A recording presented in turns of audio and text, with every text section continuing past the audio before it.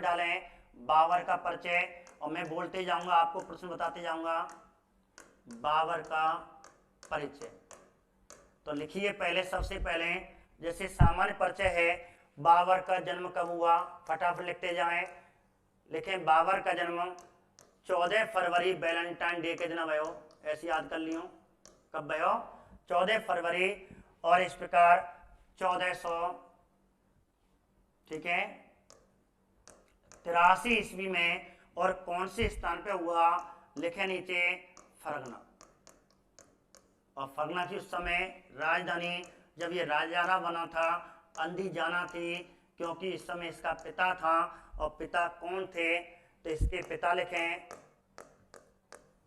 उमर शेख मिर्जा। तो आ जाए बाबर के पिता का नाम क्या था, उमर शेख मिर्जा थे, और उमर शेख मिर्जा कहाँ के राजा थे, उमर शेख मिर्जा फरगना के शासक थे। अब क्वेश्चन आ जाए, तो उमर शेख मिर्जा भी कहाँ का राजा था उस समय, फरगना का राजा था, और इसकी राजधानी उस समय क्या थी, अंदीजाना थी, जो वर्तमान में उज्बेकिस्तान में आता है। हाँ जी राहुल जी, ब्रजेश जी, लिखें फटाफट लिखते जाओ, अब मैं बोलते जा रहा हूं। अब लिखें माता का नाम, लिखें फटाफट, इसकी माता का नाम क्या था, इनकी माता का नाम कुतुल्लुग निगार खानम। सामान्य परिचय है, सामान्यतः आपको याद रखने हैं। और इसकी दादी का नाम, क्योंकि एक प्रश्न आपको यहां बनेगा, एहसान दौलत बेगम, एहसान दौलत बेगम, फटाफट लिखें। अब मैंने ये क्यों लिखा है, क्यों आवश्यकता है, सामान्य परिचय तो आपको पढ़ना है। तो अंजू जी, हाँ खुशबू जी, कुमारी जी ध्यान थे, ज्योति जी देखो एक क्वेश्चन लिखें। क्वेश्चन क्या है, बाबर फरगना का राजा किसकी प्रेरणा से बना, बाबर फरगना का राजा, फरगना का शासक किसकी प्रेरणा से बना, पिता उमर शेख मिर्जा, माता कुतुल्लुग निगार खानम, दादी एहसान दौलत बेगम। ठीक है, ऐसे आपको या शाही कोई नया नाम, चाचा उमर शेख मिर्जा, तो इसका एक चाचा था, चाचा भी आप लिख सकते हैं क्योंकि चाचा को आएगा। ठीक है, अहमद मिर्जा या मिर्जा अहमद है, अहमद मिर्जा लिखें। कहते हैं इसी चाचा को रा करके सबसे पहले फरगना को, समरकंद को जीतेगा। तो ये है, तो किसकी सहायता से बना था, एहसान दौलत बेगम। क्वेश्चन क्या है कि बाबर किसकी प्रेरणा से फरगना का शासक बना, प्रेरणा से फरगना का शासक बना। तो ये क्वेश्चन आप यहां लिख सकते हो, बहुत बढ़िया प्रश्न है ये भी। ठीक है, बस दिल्ली वाली किताब में दे रखा है, बहुत सी किताब में नानी दे रखा, नानी नहीं थी, ये दादी थी, ध्यान रखना इस बात को। अब कहते हैं जब ये राजा बना था उस समय बहुत ही भुखमरी थी, मैंने आपको बताया था, अपनी जनता की भलाई के लिए हमेशा है मेरे प्यारे मित्रों। फटाफट, हाँ जी लाइक तो आपका काम है, मैं तो कह ही नहीं सकता। ठीक है, फटाफट लिखते जाएं। शिवराम जी, बबीता जी, कुशवा जी, पिंकी जी, हाँ जी फटाफट लिखें। रवि जी, हाँ दादी थे। अब इस प्रकार ये राजा बना, राजा बनते ही, अब राजा कब बना था तो आपको याद रखना, तो शासक, ये फरगना का शासक कब बना था, तो उस समय मात्र के वर्ष का था, ये 10th क्लास में लिखा हुआ, लिख लेना। उस समय बाबर कै वर्ष का था, 11 वर्ष का था। बहुत सी किताब में 13 भी दे रखा है, 11 गलत दे रखा है, 12 दे रखा है लगभग, लेकिन 11 सही है। तो 11 वर्ष की अवस्था में, और ये 8 जून, ठीक है, और 1494 ईस्वी, तो 8 जून 1494 ईस्वी में 11 वर्ष की अवस्था में फरगना का राजा बना। और इस प्रकार सबसे पहले उसने अपने चाचा को ही पटक मारी, करनी सी पटक मारी चाचा में, क्योंकि अहमद मिर्जा ने क्या किया था, अपने बड़े भाई, जिसका जो बड़ा भाई था उमर शेख मिर्जा, इसको परास्त करके, और अपने भाई को परास्त करके, और इसने समरकंद पे अधिकार कर लिया था। और इस प्रकार कहते हैं इसका पिता अपने भाइयों के मतभेद के कारण बड़ा चिंतित रहता था, और इसलिए चल बसा। और अंत में जब बाबर कहता है कि जब मैं पिताश्री राजा बन जाऊंगा तो मैं अपने दादा, जो हमारे तैमूर थे, हमारे दादा तैमूर थे, मैं अपने दादा के स्वप्न को पूरा करूंगा और समरकंद को फरगना की राजधानी बनाऊंगा। इस प्रकार सबसे पहले इसने समरकंद को जीता। तो नंबर 1 मैंने आपको बताया था समरकंद कब जीता, तो सबसे पहले बाबर ने क्या जीता? तो ये क्वेश्चन ध्यान रखना, सबसे पहले बाबर ने क्या जीता? तो सबसे पहले बाबर ने समरकंद जीता। किसको हरा करके? अहमद मिर्जा को हरा करके। इसके बाद नंबर 2, अब इसने, ठीक है, समरकंद जीतने के बाद 1504 में अब इसने क्या जीता? 1504 में काबुल जीता। ठीक है, लिखते जाए फटाफट, क्योंकि मैं आपको एक क्वेश्चन यहां बताने वाला हूं। काबुल जीता। नंबर 3 लिखें हेरात। हेरात को कब जीता?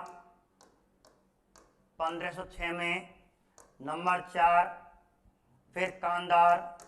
बस ये 4 राजा, भारत में राजा बनने से पहले, भारत का राजा बनने से पहले आपको चारों का क्रम याद रखना है। ठीक है, 1507 में। और इस प्रकार सबसे पहले ये 4 ऐतिहासिक, इसने भारत में राजा बनने से पहले, दिल्ली का राजा बनने से पहले ये क्षेत्रों को आपको सही क्रम याद रखना है। ये सही क्रम है, ये पूछ लेते हैं इनके क्रम। ठीक है, तो आपको, हाँ जी,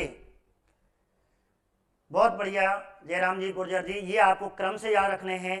ठीक है, सबसे पहले 1497 ईस्वी में समरकंद को जीतना, फिर काबुल जीता, फिर हेरात जीता, फिर कांधार जीता। और अपने 52 नामों में इसके लिए क्या कहा? एक घोर गरीब का देश या गरीबों का देश, गरीबों का देश। तो 52 में से किस साम्राज्य को, किस प्रांत को, या किस अपने साम्राज्य के स्थान को या प्रांत को घोर गरीबों का देश कहा था? तो आपको काबुल कर देना, दिल्ली वाली किताब में, पुरानी वाली में। ठीक है, अब हेरात को क्या कहा था? हेरात को कहा था बुद्धिजीवियों का शहर, बुद्धिजीवियों का शहर। तो बुद्धिजीवियों का शहर 52 नामा के अनुसार बाबा ने किस क्षेत्रों को कहा था? तो आपको 4 ऑप्शन आएंगे, तो आंसर कर देना हेरात को कहा। ठीक है, हेरात को। ठीक है, काबुल क्या था? तो आप काबुल को घोर गरीबों का देश कहा था। और बुद्धिजीवियों का शहर किसे कहा था? हेरात को कहा था। कब जीता था? अब एक क्वेश्चन ये हो गया। दूसरा क्वेश्चन है कि बाबर ने सबसे पहले कौन सी उपाधि धारण की थी? बाबर ने सबसे पहले कौन सी उपाधि धारण की थी मेरे प्यारे मित्रों? बहुत बढ़िया प्रश्न है। अब देखें, जैसे इसने समरकंद को जीता था, इसने जैसे समरकंद को जीता था, तो इसने सबसे पहले अपनी कौन सी उपाधि धारण की थी? तो सबसे पहले इसने उपाधि धारण की थी मिर्जा की। कौन सी उपाधि? सबसे पहले इसने, यहां लिखें, बादशाह की उपाधि, और आगे इसी का नाम बादशाह कर देगा अपनी 52 नामा किताब में। तो 52 नामा किताब में बादशाह कोष्टक में बादशाह दे रखा है। बादशाह का मतलब होता है शाहियों का राजा, स्थायी शासक। ठीक है, शाहों का राजा। और इस प्रकार कहते हैं, हाँ देशवाल जी, सरिता जी, और इस प्रकार दूसरी उपाधि क्या आती है इसकी? तो दूसरी उपाधि कौन सी आई थी? दूसरी उपाधि इसकी आई थी बादशाह, और पहली उपाधि आई थी मिर्जा की उपाधि। ठीक है, तो पहली उपाधि कौन सी हो गई? मिर्जा की, और दूसरी हो गई बादशाह की उपाधि। अब अगला क्वेश्चन है, क्वेश्चन ये भी ध्यान रखना, काबुल विजय के उपलक्ष्य में बाबर ने कौन सी उपाधि धारण की थी? काबुल विजय के उपलक्ष्य में बाबर ने बादशाह की अथवा बादशाह की उपाधि धारण की थी। और इस प्रकार एक क्वेश्चन आपको 10th में दे रखा है कि बाबर ऐसा पहला शासक था, ऐसा पहला मुस्लिम शासक था जिसने सबसे पहले बादशाह की उपाधि धारण की थी। हम करते हैं अकबर बादशाह। अकबर ने तो धारण की थी, लेकिन सबसे पहले हिंदुस्तान में क्वेश्चन आ जाए कि बादशाह की उपाधि धारण करने वाला हिंदुस्तान का पहला शासक कौन है? तो आपको आंसर करना है बाबर। क्या आंसर करना मेरे प्यारे मित्रों? बहुत बढ़िया मेरे प्यारे मित्रों। तो क्या आंसर करना है आपको? बाबर करना है। अगला प्रश्न बनेगा, यहां पहुंच गए। अब कहते हैं कि इसके बाद देखो 2 उपाधि हो गई। अब तीसरी और चौथी उपाधि जो आगे आने वाली हिंदुस्तान में आ जाएगा जब धारण करेगा। 2 उपाधियां इसने हिंदुस्तान में आने से पहले धारण की, वो कौन कौन सी? मिर्जा की उपाधि और बादशाह की उपाधि। अब हिंदुस्तान में आएगा जब कौन सी उपाधि धारण करेगा? तो मैं आपको थोड़ा सा यहाँ बता दूं कौन सी उपाधियां हैं। तो इसके बाद कौन सी उपाधि धारण करेगा? और इसके बाद उपाधि धारण करेगा कलंदर की। कलंदर के बाद उपाधि धारण करेगा गाजी की। पहले मैं आपसे बता दूं, कलंदर की उपाधि कौन से युद्ध में करेगा? और कलंदर की उपाधि जो करने वाला है वो कौन से युद्ध में करेगा? पानीपत की विजय के उपलक्ष्य में। पानीपत विजय युद्ध होगा उसके विजय के उपलक्ष्य में करेगा, और गाजी की उपाधि खानवा युद्ध विजय के उपलक्ष्य में करेगा। ये आपको ध्यान रखना है, ठीक है। बबीता जी, कलंदर, हाँ जी बहुत बढ़िया प्रश्न है ये वाला। कलंदर की उपाधि पानीपत के युद्ध में निम्न में से बाबर ने किस युद्ध में या किस युद्ध के विजय के उपलक्ष्य में कलंदर की उपाधि धारण की थी? तो आपको आंसर क्या करना है, पानीपत युद्ध करना है, दिल्ली विजय उपलक्ष्य में करना है। और गाजी की उपाधि कौन से, खानवा युद्ध की विजय के उपलक्ष्य में धारण की थी। अब देखो ये तो है सामान्य परिचय। अब हम बात करते हैं थोड़ा सा इसके बारे में, जो हमें पूरी जानकारी मिलती है हिंदुस्तान में कैसे आए, आने के बाद क्या होगा, अर्थात युद्धों का, युद्ध आपस में युद्ध होंगे तो उनको मैं बताने से पहले जो आपकी कल क्लास होगी युद्धों की, उससे पहले मैं आपको यहाँ लिखा रहा हूँ, तो फटाफट आगे लिखें। बाबर का वास्तु नाम क्या था, ठीक है, तो ग्यासुद्दीन, ये ध्यान रखना, जहीरुद्दीन, ग्यासुद्दीन आप गलत बता रहे हो, जहीरुद्दीन, जहीरुद्दीन मोहम्मद बाबर, ये इसका वास्तु नाम था। जहीरुद्दीन, जलालुद्दीन, ठीक है, अलाउद्दीन, ऐसे क्वेश्चन आएंगे तो आपको जहीरुद्दीन करना है। हाँ जी राहुल जी, हाँ जी बहुत बढ़िया, ठीक है। जयराम जी, जयराम गुर्जर जी, ध्यान रखना, बहुत बढ़िया प्रश्न है कि बाबर का वास्तु नाम क्या था, जहीरुद्दीन था, ठीक है। तो आपको जहीरुद्दीन याद करना, इसका वास्तु नाम क्या था, जहीरुद्दीन था। आगे बात करते हैं कि इसके बारे में सामान्य जानकारी कहां से मिलती है, बाबरनामा से मिलती है। अब बाबरनामा के अनुसार, बाबरनामा का भी आपको डिटेल लिखाने वाला हूं, उससे पहले बाबरनामा के अनुसार लिखते हैं कि इसकी बेगम, तो इसकी बेगम में अनेक बेगमों का उल्लेख मिलता है, अधिकतर प्राय किताबों में 3 मिलता है, ठीक है। हाँ जी कल्पना जी, अधिकतर 3 मिलता है, तो विशेष करके मैं आपको यहाँ 4 बताने वाला हूं। इसकी 4 बेगमें प्रसिद्ध मानी जाती हैं। एक अन्य बेगम का भी उल्लेख मिलता है, 3 बेगम का उल्लेख तो बाबरनामा में मिलता है, लेकिन एक बेगम का उल्लेख अन्य किताब जो आगे हुमायूंनामा लिखेगा उसमें मिलेगा। तो इस प्रकार इसकी 4 बेगम का उल्लेख मिलता है। तो सबसे बड़ी बेगम माहम बेगम सुल्तान। तो मेरे प्यारे मित्रों, आप इंतजार कर रहे हो खानवा युद्ध का, तो आज तो नहीं हो पाएगा, कल आपको खानवा युद्ध 100% कराऊंगा, और एक राजस्थान जीके के माध्यम से पूरा डिटेल एक दिन आपको खानवा युद्ध लग जाएगा। मैं चाहता हूं आपको एक एक चीज जो आपके रेट लेवल की, एसएससी लेवल की है, ठीक है, मैं थोड़ा ज़्यादा नहीं पहुंचूंगा, रेट लेवल तक ही पहुंच पाऊंगा, क्योंकि डिटेल ज़्यादा नहीं पहुंचना है, केवल रेट अपना जो मेन मकसद पेपर है उस तक हम पहुंचने वाले हैं मेरे प्यारे मित्रों, ठीक है। तो महाम बेगम सुल्ताना, और महाम बेगम सुल्ताना के गर्भ से हुमायूं का जन्म होगा, ध्यान रखना, कौन से बेटे का, हुमायूं का जन्म होगा। दूसरी बेगम कौन थी, जो दूसरी बेगम थी, ठीक है, गुलरुख बेगम, गुलबदन नहीं, गुलरुख, गुलरुख बेगम। गुलरुख बेगम से 2 बेटा होंगे, ठीक है, कामरान अस्करी, ठीक है। और तीसरी बेगम कौन सी होगी, और तीसरी बेगम है दिलदार बेगम, लिखें, लिखते हैं फटाफट, दिलदार बेगम, ठीक है। और दिलदार बेगम से एक बेटी होगी जिसे कहते हैं गुलबदन बेगम, गुलबदन बेगम। इसके पति का नाम नहीं मिलता, लेकिन इसकी ग्रंथ मिलता है जो हमें कराने वाले हैं, और इसका भाई का नाम था हिंदाल, हिंदाल की, ठीक है। इसके बाद चौथी है, कहते कि एक और है जिसका इसका मकबरा बनवाएगी, मुबारक यूसुफजाई। कौन सा, मुबारक यूसुफजाई,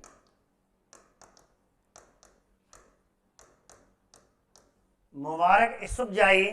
और मुबारक यूसुफजाई का उल्लेख कहते हैं हुमायूंनामा में मिलता है, और वह कहती है, इसकी किसी संतान का उल्लेख नहीं है, वह कहता है कि आपकी जो हुमायूंनामा ग्रंथ कहता है, और गुलबदन बेगम कहती है अपने हुमायूंनामा ग्रंथ में कि मुबारक यूसुफजाई ने जब बाबर मर गया था तो इसके सब को आगरा से ले जाएगी और काबुल ले जाएगी, और इस प्रकार काबुल में इसका मकबरा बनवाएगी।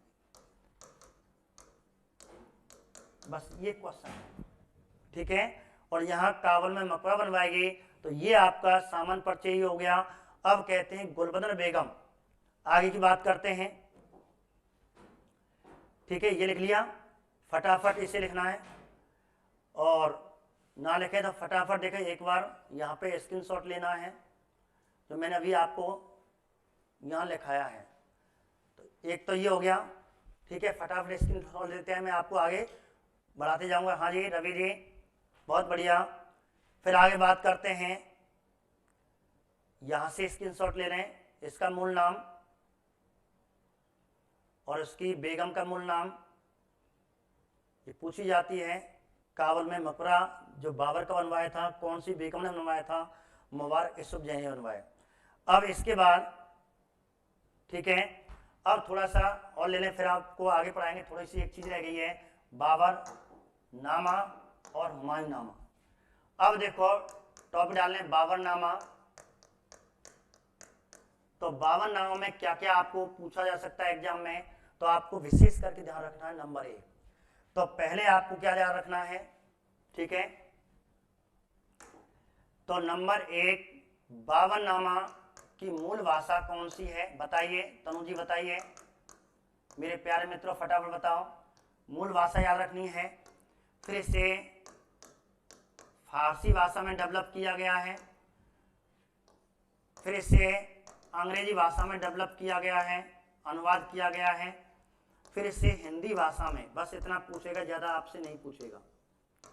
ठीक है, जीवनियों का राजकुमार कहते हैं बाबर को, तो बाबर को जीवनियों का राजकुमार कहते हैं, लिख सकते हो आप, जीवनियों का, ठीक है, जीवनियों का राजकुमार। तो जीवनियों का राजकुमार किसे कहते हैं? बाबर कहते हैं, कि बाबर की आत्मकथा है, और स्वयं ये बाबर ने लिखी है। एक बात ध्यान रखना, स्वयं बाबर ने लिखी है, ठीक है। दूसरी बात क्या है, और मूल भाषा कौन सी भाषा में है? तो आप लिख सकते हो यहाँ पे फटाफट, तुर्की भाषा में, ठीक है। और तुर्की भाषा में बाबर नामा नहीं था, तुझे के बाबरी के नाम से लिखी थी, तो इसका मूल नाम क्या था? तुझे के बाबरी था। फटाफट लिखें, जो मैंने आपको समझा दिया है। अब फारसी भाषा में आपको 2 ही नाम याद रख लेना, बाकी सबको छोड़ देना। सबसे पहले फारसी भाषा में किसने अनुवाद करवाया था, किस मुगल शासक ने करवाया था, बाबर नामा का या तुझे के बाबरी का? तो हुमायूं ध्यान रखना, और हुमायूं के माध्यम से किसने किया था? पायदा खान ने, पायदा खा या पायदा खान ने। और दूसरा अकबर के समय जो प्रसिद्ध है, और अकबर के समय किसने किया था? अकबर ने करवाया था अपने दरबारी नवरत्न अब्दुल रहीम खान खाना, अब्दुल रहीम खान ए खाना से, ठीक है, किस भाषा में? और इस प्रकार अंग्रेजी भाषा में सबसे पहले अनुवाद जो करने वाला पहला व्यक्ति 1826 में लीदेव ने किया था। एस्किन लीदेव नाम के 2 व्यक्ति थे, सबसे पहले 1826 में, ठीक है। और भी है, लेकिन सबसे पहले 1826 में करने वाला पहला व्यक्ति, ये 2 माने गए हैं, बाकी पीछे भी करते हैं। तो लीदेव एस्किन ने सबसे पहले किया था। फिर इसके बाद मथुरा लाल शर्मा ने इसका हिंदी में अनुवाद किया। इससे ज्यादा कुछ नहीं पूछेगा, ठीक है। इसके बाद मूल भाषा हुई, और मूल भाषा के अनुसार लिख रखा है कि कुल कितने राजाओं का उल्लेख है। तो इसमें कुल शासक पूछे कि इस किताब के अनुसार, बाबर नामा की आत्मकथा के अनुसार कुल कितने शासकों का उल्लेख है। तो 7 लिख लेना, जिसमें कुल कितने हिंदू हैं? 2 हिंदू हैं। और 2 हिंदू कौन कौन है? एक तो राणा सांगा जी हैं, केवल इतना उल्लेख है, बाकी 5 मुसलमान हैं, 2 हिंदू हैं। और एक है कृष्णदेव राय, लिखते जा फटाफट, कृष्णदेव राय। और बाबर ने अपने समकालीन किसको शक्तिशाली माना है? ये बहुत बढ़िया प्रश्न है कि बाबर नामा के अनुसार बाबर ने अपने समकालीन शक्तिशाली शासक किसे कहा है? तो आपको सांगा मत कर देना, सांगा ऑप्शन में मिलेगा, और आपको आंसर करना है कृष्णदेव राय को शक्तिशाली, इसको तो हरा दिया था। ऐसे करके तो मैंने आपको आज सामान्य परिचय कराया। दूसरी बात, हुमायूं नामा मैंने बताई थी, इसकी बेटी थी, ठीक है। अब हुमायूं नामा के अनुसार थोड़ी सी बात, 2-4 बात इसकी लिख लें। और कल आपके बाबर के 5 युद्धों का सही क्रम कराते हुए 5 युद्ध समझाने वाले हैं। ठीक है, फटाफट लिखें। हुमायूं नामा का रचयिता भाई बाबर नामा स्वयं बाबर है, तो इसकी बेटी थी गुलबदन बेगम। लिखें गुलबदन बेगम। अब गुलबदन बेगम ने कौन सी भाषा में करवाया ये भी है, तो हुमायूं नामा पूरा लिखना, हुमायूं नामा रह गया है।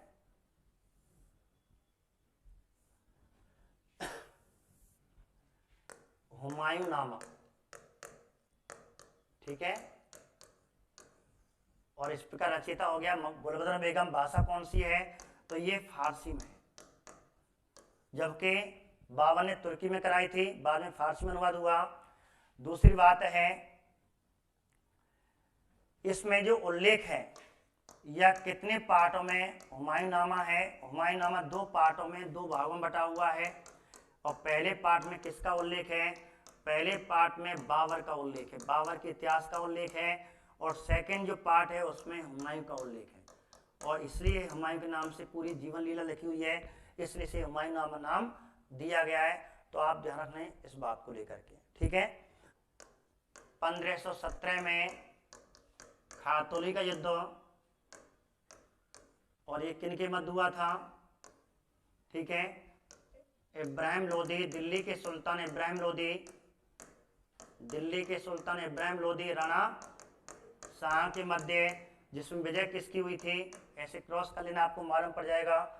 दूसरा युद्ध 1518-19 में, विशेष 19 में है, और कौन सा युद्ध है, और आपका खातौली के बाद कहाँ जाएंगे, बाड़ी के युद्ध में जाएंगे, और बाड़ी कहाँ पड़ता है, धौलपुर में। खातौली कहाँ पड़ता है, बूंदी में।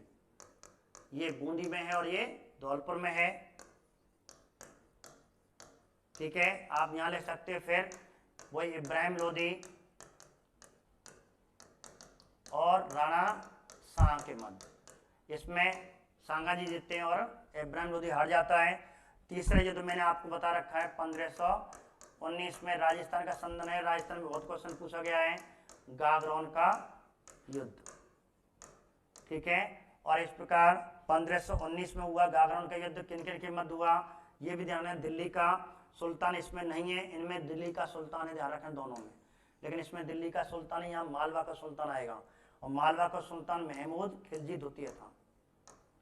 महमूद खिलजी प्रथम नहीं, ध्यान रखना द्वितीय। प्रथम में कौन था, प्रथम के समय कुंभा था, कुंभा के समय मालवा का राजा महमूद खिलजी प्रथम था, जबकि शाह के समय महमूद खिलजी द्वितीय। दोनों ध्यान रखना, कुंभा के समय प्रथम है और शाह के समय द्वितीय है, और इस प्रकार सांगा के मध्य हुआ, और इसमें शाह की विजय हुई और महमूद खिलजी की। और इसे कै महीना कैद किया था, 6 महीना। कौन से किले में कैद किया था, चित्तौड़ के किले में। और इससे क्या कमरबंद और रत्नजड़ित कमरबंद प्राप्त किया था, मोर सोने से जड़ा हुआ मुकुट प्राप्त किया था। इस प्रकार 6 महीने के बाद इसको छोड़ दिया। तो ये मैंने आपको यहाँ आज तक करा रखे। कल हम बाबर के युद्ध पढ़ने वाले हैं सही क्रम के माध्यम से, विशेषकर खानवा का युद्ध। ठीक है, नमस्कार।